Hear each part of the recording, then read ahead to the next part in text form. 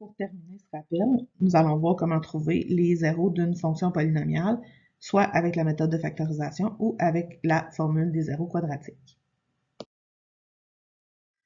Finalement, comment déterminer les zéros d'une fonction quadratique?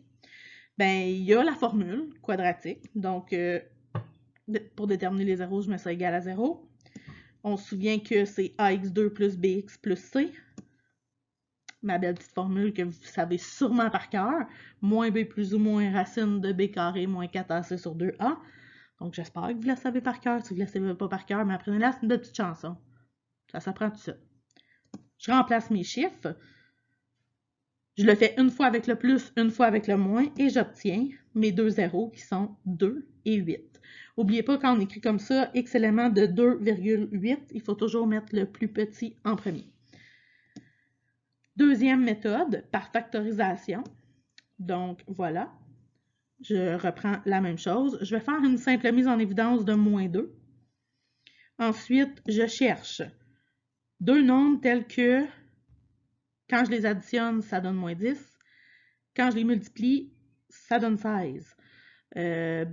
Moins 8 fois moins 2, ça donne 16. Moins 8 plus moins 2, ça donne moins 10. Je suis correct.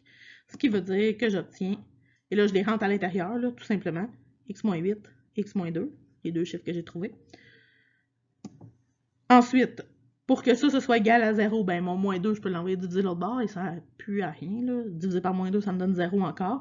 Ce qui veut dire que ma première parenthèse doit être égale à 0 et ma deuxième parenthèse doit être égale à 0. C'est mes deux possibilités. Hein. Si x moins 8 est égal à 0, ben 0 fois n'importe quoi, ça donne 0.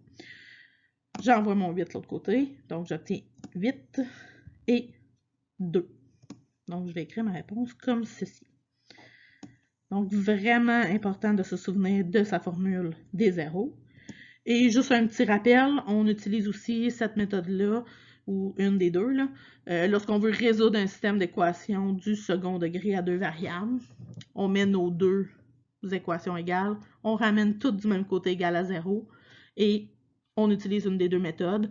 Même chose si je cherche à quel moment ma fonction est égale à 8, ben je mets tout égal à 0 et j'utilise encore là une des deux méthodes.